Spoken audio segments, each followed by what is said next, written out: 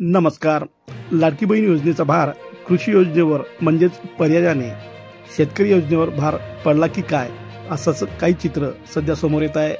शेतकऱ्यांनी राज्यातून कृषीच्या विविध योजनेतील अनुदानाच्या मागणीकरता केलेले सुमारे 48 लाख अर्ज कृषी विभागाकडे धुळकात पडत असून निधीच नसल्याने अर्जाचे करायचे काय, असा कृषी विभागासमोर प्रश्न उभा ठाकला आहे.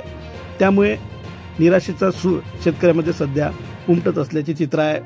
शेतकऱ्यांना कृषीविषयक विविध योजनांतील अनुदान देण्याकरिता सरासरी 44,000 कोटी रुपयाची गरज असल्याचे सांगितले जात आहे.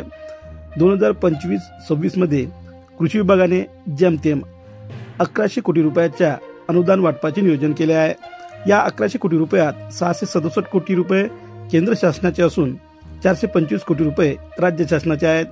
पण या निधीतून राज्य शासनाच्या कृषी विभागाकडे अनुदानाच्या मागणीकरता शेतकऱ्यांनी सादर केलेल्या अर्जाच्या अनुदानाची पूर्तता होणे अशक्य बाब आहे. राज्य शासन आर्थिक अडचणीत असल्याचे सांगत असल्याचे सर्वदित आहे. कृषी विभागाकडे पडून असलेल्या सर्वात जास्त अर्जात कृषी यंत्रे तसेच अवजारावर मिळणाऱ्या अनुदानाकरिता शेतकऱ्यांनी केलेल्या अर्जाचा समावेश आहे. यंत्र खरेदीवरील अनुदान मिळण्याकरता राज्यातून सुमारे 26 लाख अर्ज आले असून त्याकरता 22,000 कोटीची गरज आहे. सूक्ष्म सिंचन योजनेतील अनुदानाच्या मागणीकरता असलेल्या 4.25 लाख अर्जानुसार अनुदानित वितरणाकरता 1,300 कोटी रुपयाची गरज आहे.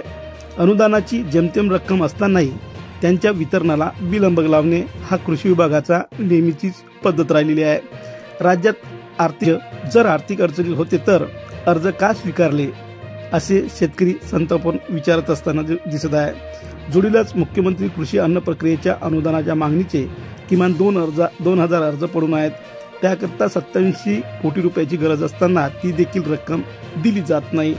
फलोत्पादन योजनेतील अनुदान मिळावे याकरता शेतकऱ्यांनी किमान 4.25 लाख अर्ज केले आहेत, तेही पडून आहेत.